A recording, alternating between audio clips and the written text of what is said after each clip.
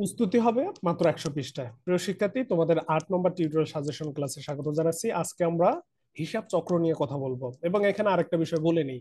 দেখো, তোমাদের যে টপিকস গুলা আমি সাজেশন স্বরূপ এখানে উপস্থাপন করতেছি এবং যেগুলো একটু সিম্পল ভাবে বুঝাই দিতেছি, তোমাদের উচিত হবে এই টপিকস গুলোকে ফোকাস করা। বেসিক্যালি আমাদের সিলেবাসই হলো এত এত আজাইরে জিনিস পড়ার দরকার নাই। আমি এখানে যে যে টপিকস গুলো টাচ করতেছি সেই সেই টপিকস তোমাদের ক্লিয়ার থাকতে হবে। যদি বিস্তারিত প্রস্তুতি নিতে পারো আলহামদুলিল্লাহ, যদি না নিতে পারো শুধুমাত্র টিউটোরিয়াল সিরিজের এই অংশটুকু পড়ো, তোমরা কোশ্চেন কমন পেলে হলো।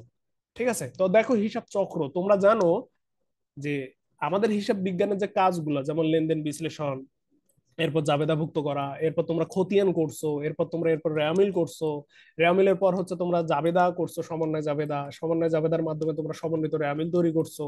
এরপর হচ্ছে, এবং এই কাজটাকেই তোমরা মূলত কার্যপত্র হিসেবে করছো। ঠিক আছে? ওটা কিন্তু আমাদের ধাপ না। ঠিক আছে? এরপর তোমরা ওই জায়গা থেকে আর্থিক অবস্থার বিবরণী তৈরি করছো, সমাপনী দাখিলা দিছো এবং সমাপনী পরবর্তী রেয়ামিল তৈরি করছো। ঠিক আছে? তো এই যে এখানে যে 9টা ধাপ দেখলা, বেসিক্যালি এইটাই হচ্ছে হিসাব বিজ্ঞানের আবশ্যিক ধাপ। তোমরা হিসাব বিজ্ঞানের একাডেমিক যে সাইকেল গুলো দেখছো, দেখছো যে প্রায় 13টা ধাপ আছে।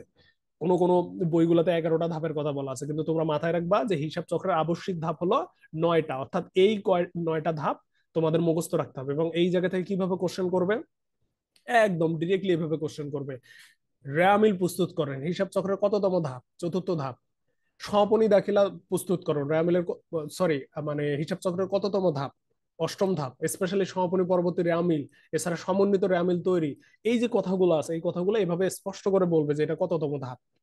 ঠিক আছে? তো স্বাভাবিকভাবে আমাদের হিসাব চক্রে আবশ্যিক ধাপ দিবে হলো 9টা। এগুলো হলো বাধ্যতামূলক। স্বাভাবিকভাবে এর যে ক্রমটা আছে সেটা তোমাদের মুখস্থ রাখতে হবে। এখন হিসাব বিজ্ঞানের এই কাজগুলো দেখো, একটার পর একটা কিন্তু হয়, এলোমেলো ভাবে হয় না।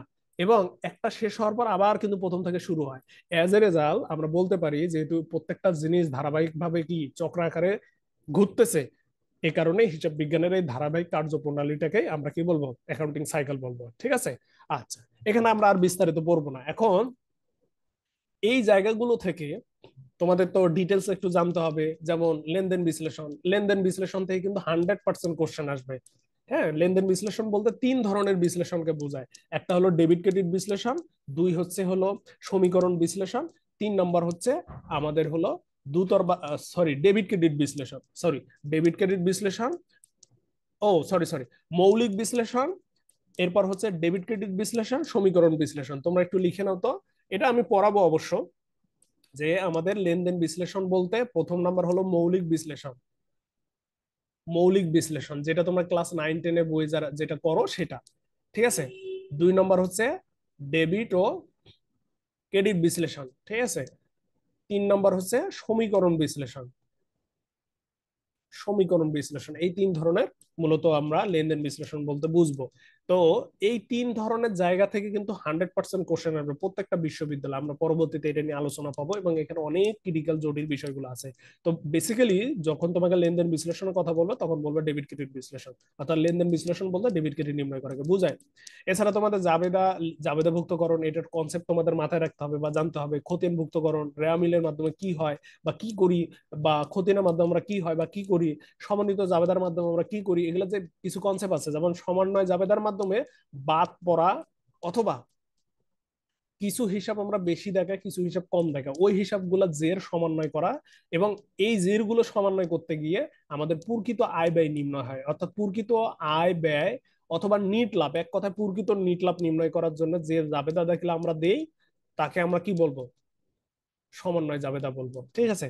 এখানে দেখো সমন্বিত রেয়ামিল এই জিনিসটা কি, এরপর আর্থিক অবস্থার বিবরণী এই জিনিসটা কি। আর্থিক অবস্থার বিবরণীর ভিতরে দেখবা যে 5টা অংশ আছে আর্থিক অবস্থার বিবরণীর। ঠিক আছে? এর মধ্যে 4টা বিবরণী আছে। এটা জাহাঙ্গীরনগর বিশ্ববিদ্যালয়ে কোশ্চেন করছিল। তো প্রত্যেকটা জায়গা কিন্তু তোমাদের ডিটেল জানতে হবে এবং প্রত্যেকটা বিষয় কিন্তু পরবর্তীতে আলোচনা করা আছে এজ এ চ্যাপ্টার হিসাবে। তারপরে দেখো সমাপনী দাখিলা কি, প্রায় 100% কম বেশি সকল বিশ্ববিদ্যালয় এখন কোশ্চেন করতেছে। ঠিক আছে? যে দাখিলার মাধ্যমে আমরা বিষয়দায় বিবরণীর জের সমূহ, অর্থাৎ যাবতীয় নামিক হিসাব অথবা আয় ব্যয় হিসাব অথবা অস্থায়ী হিসাব গুলো বন্ধ করব, ডিটেলস পড়বো নি, সেগুলোকে আমরা সমাপনী দাখিলা বলবো। এখন সমাপনী পরবর্তী রেওয়া এই জিনিসটা আবার কি? যে রেওয়া যাবতীয় স্থায়ী হিসাবগুলো, অর্থাৎ এল প্লাস ওই, অর্থাৎ যাবতীয় সম্পদ, যাবতীয় দায়, যাবতীয় মালিকানা সত্ত্ব হিসাবগুলো লিপিবদ্ধ করা হয়, তাকে আমরা সমাপনী পরবর্তী রেওয়ামিলের উপাদান বলবো, অথবা আমরা বলবো সমাপনী পরবর্তী রেওয়ামিলের উপাদানগুলো কি কি, যাবতীয় স্থায়ী হিসাব অথবা আর্থিক অবস্থার বিবরণীতে যে লেনদেনগুলো লিপিবদ্ধ হয় সেগুলো হচ্ছে কি সমাপনী পরবর্তী রেওয়ামিলের উপাদান। আর অপরদিকে বিশদায় বিবরণীতে যে সকল লেনদেন অন্তর্ভুক্ত হয় সেগুলো হচ্ছে সমাপনী দাখিলার উপাদান। ঠিক আছে, এই জায়গাগুলো থেকে কিন্তু কোশ্চেন আসবে, আমি জাস্ট শর্টকাটে তোমাদের বুঝাচ্ছি। আমি আবারও বলতেছি, পূর্বে ক্লাসে এই কথাটা বলছি যে তোমরা যদি ফার্স্ট টাইম ছেলে মেয়ে হও অনেক সময় আমার কথাগুলো বুঝবা না, কিন্তু তোমাদের কাছে অনুরোধ থাকবে তোমরা লাস্টের দিকে অর্থাৎ প্রস্তুতি নেওয়ার পর আমার কথাগুলো বা এইখানে যে যে জিনিসগুলো উপস্থাপন করতে সেগুলো দেখবা, দেখবা খাপে খাপ মিল পাবা, বুঝতে পারবা। কারণ এটা সাজেশন মূলক ক্লাস, অ্যাডভান্স লেভেলের ক্লাস নিতেছি, যতটুকু পারতেছি হিন্টস দিতেছি, এবং বাকিটুকু আমাদের পেইড বেসে আমরা আলোচনা করি, অথবা পরবর্তীতে আমি যখন ফ্রি ক্লাস নেবো সেগুলোতে আলোচনা করব, অথবা অ্যাকাউন্টিং ওয়ার্ল্ড থেকে যখন ডিটেলস ক্লাস নেবো তখন আলোচনা করবো। ঠিক আছে, এবার আসো হিসাব চক্রের ওই যে জায়গাটা আছে, যে আমরা 9টা ধাপ পাইলাম, ওই 9টা ধাপে এখানে কিছু গুরুত্বপূর্ণ কথা আছে। আরো অনেক কথা আছে কিন্তু এগুলো গুরুত্বপূর্ণ, যেমন হিসাব চক্রের প্রথম, দ্বিতীয়, তৃতীয় ধাপ এগুলো হলো দৈনন্দিন ভিত্তিতে সম্পাদন করা হয়, মানে প্রত্যেক দিন করা হয়।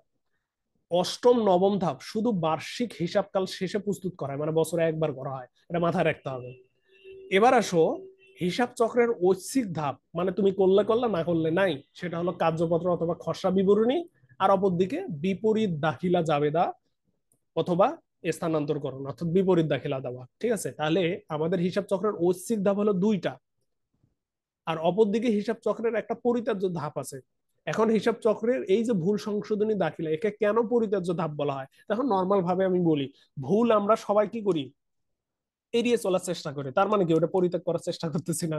তাহলে ভুল যাতে না হয় এই চেষ্টাটাই করি, এজ এ রেজাল্ট ভুল সংশোধনের দাখিলা যাতে দিতে না হয় এই চেষ্টাটা তো আমরা সবসময় করব। এজ এ রেজাল্ট আমরা বলে থাকি যে হিসাব চক্রের পরিত্যাজ্য ধাপ হচ্ছে ভুল সংশোধনের দাখিলা, এগুলোর ব্যাখ্যা নাই কোথাও। ঠিক আছে, আর অপরদিকে হিসাব চক্রের ঐচ্ছিক ধাপ হলো এই দুটা, যেটা এই এই কয়টা জিনিস কতবার যে রিপিট হয়েছে, কিন্তু 2020 সালের পর এখন পর্যন্ত কিন্তু রিপিট হয়নি। স্বাভাবিকভাবে হিসাব চক্র থেকে কোশ্চেন আসার চান্স খুবই বেশি আছে। তবে 2023-24 সালে গুচ্ছভুক্ত বিশ্ববিদ্যালয় একটা কোশ্চেন করছে, সে কোশ্চেনটা হলো এইটা, যে হিসাব চক্রে কোন ধাপের মাধ্যমে গাণিতিক শুদ্ধতা যাচাই করা হয়, সেটা হচ্ছে কি রেওয়ামিল, যেটা রেওয়ামিল থেকে এই কোশ্চেনটা করছে, এটা আমরা বলতে পারবো। এবার আসো হিসাব চক্রের আরেকটা ফর্ম আমি তোমাদের দেখাই, সেটা হলো সনাতন ফর্ম। সনাতন হিসাব চক্রের প্রকারভেদ। তাহলে আমরা এতক্ষণ যে হিসাব চক্রটা নিয়ে কথা বললাম সেটা হলো আধুনিক হিসাব চক্র। তো তোমাদের এভাবে কোশ্চেন করতে পারে যে আধুনিক হিসাব চক্রের নবম ধাপ কোনটি বা সপ্তম ধাপ কোনটি। আর অপরদিকে এটা হচ্ছে সনাতন হিসাব চক্র, যে সনাতন হিসাব চক্রের প্রথম ধাপ হচ্ছে হলো জাবেদা, এরপর হচ্ছে হলো আমাদের খতিয়ান, এরপর হলো রেয়ামিল, এরপর হচ্ছে কার্যপত্র সরি আর্থিক অবস্থার বিবরণী তৈরি করা, এরপর হচ্ছে অনুপাত বিশ্লেষণ করা। তাহলে দেখো আধুনিক নিয়মে অনুপাত বিশ্লেষণ কিন্তু নেই, আধুনিক নিয়মে অনুপাত বিশ্লেষণ কিন্তু আমাদের করা লাগে না। তাহলে শুধু তাই নয়, এখানে অনেকগুলো কিন্তু করা লাগতেছে না। তো এইখান থেকে একটা গুরুত্বপূর্ণ বিষয় তোমাদের কোশ্চেন আসার মতো একটা বিষয় আছে, সেটা হলো আধুনিক পদ্ধতিতে রেয়ামিল তৈরি করা বাধ্যতামূলক, কিন্তু সনাতন নিয়মে রেয়ামিল তৈরি করা বাধ্যতামূলক নয়, অর্থাৎ তুমি চাইলে করবা না চাইলে করবা না। তো সব মিলিয়ে সনাতন নিয়মে হিসাব চক্রের ধাপ হলো 5টা, আর আধুনিক পদ্ধতিতে হিসাব চক্রের ধাপ হচ্ছে কয়টা, 9টা। এই ধরনের কোশ্চেন গুলো গুচ্ছভুক্ত বিশ্ববিদ্যালয় করবে। এবং একই সঙ্গে নিচের কোনটি হিসাব চক্রের প্রথম ধাপ, দেখবা যে এইটা নাই। আমরা তো জানি লেনদেন বা সরি হিসাব চক্রের প্রথম ধাপ হচ্ছে লেনদেন সমূহ বিশ্লেষণ, তাই না? কিন্তু অপশনে ওইটা নেই, তার মানে কি কোশ্চেনটা সনাতন নিয়মে করেছে, তখন জাবেদা হবে। সেম দেখবা নিচের কোনটি হিসাব চক্রের সর্বশেষ ধাপ, আমরা জানি আধুনিক পদ্ধতিতে সমাপনী পরবর্তী রেয়ামিল প্রস্তুত করা, কিন্তু সনাতন নিয়মে যখন কোশ্চেনটা করা হবে তখন হবে কি অনুপাত বিশ্লেষণ। এখন তুমি যদি সনাতন নিয়মের এই হিসাব চক্রটা যদি নাই জানো তাহলে কিন্তু তুমি এই কোশ্চেন গুলোর উত্তর দিতে পারবে না। আরো অনেকগুলো কোশ্চেন করা যাবে যেগুলো আমরা পরবর্তীতে ইনশাল্লাহ করব। ঠিক আছে, তো 2020 সাল অর্থাৎ আমাদের টিউটোরিয়াল সিরিজ পাবলিশ করার পর থেকে উপরোক্ত টপিকস থেকে অর্থাৎ ইউনিট 3 থেকে মোট 4টা কোশ্চেন করা হয়েছে, 4টাই কিন্তু এই বই থেকে কমন আসছে। এর মধ্যে প্রথম কোশ্চেনটা তো বললাম, যেটা আমরা দেখাই দিলাম কোথা থেকে কমন আসছে। দ্বিতীয়টা হচ্ছে দুদর্বা দাখিলা পদ্ধতির জনক, এবং এই কোশ্চেনটা আরো পাবনা বিজ্ঞান প্রযুক্তি বিশ্ববিদ্যালয় তারপরে কুমিল্লা বিশ্ববিজ্ঞান প্রযুক্তি কুমিল্লা বিশ্ববিদ্যালয় কোশ্চেনটা করেছিল, সেটাই গুচ্ছ কিন্তু রিপিট করছে 22 সেশনে, সেটা হচ্ছে লুকেটি পেসিওলি, সেটাও দেখো উপরে আছে। একতরফা দাখিলা পদ্ধতিতে কোনটি জানা অসম্ভব, এই যে গ নম্বর, এই কোশ্চেনটা গুচ্ছ করেছিল, নতুন কোশ্চেন। এরপর দেখো নিচের কোনটি হিসাব চক্রের একটি ধাপ নয়, নিচের কোনটি হিসাব চক্রের ধাপ নয়, সেটা হলো যাচাই করেন। এবং সেম কোশ্চেন আরো অনেকবার কিন্তু রিপিট হয়েছে, সেটা কিভাবে, নিচের কোনটি হিসাব বিজ্ঞান প্রক্রিয়ার অন্তর্ভুক্ত নয়, এই কোশ্চেন কিন্তু 7-8 বার করে রিপিট হয়েছে, তখন লেনদেন যাচাইকরণ। কিন্তু এই জায়গায় দিয়ে দিয়েছে হিসাব চক্র, যে জায়গায় হিসাব বিজ্ঞান প্রক্রিয়া সেই জায়গায় দিয়েছে হিসাব চক্রের ধাপ নয়। তো স্বাভাবিকভাবে আমরা জানি লেনদেন যাচাই করা হিসাব চক্রের ধাপ নয়।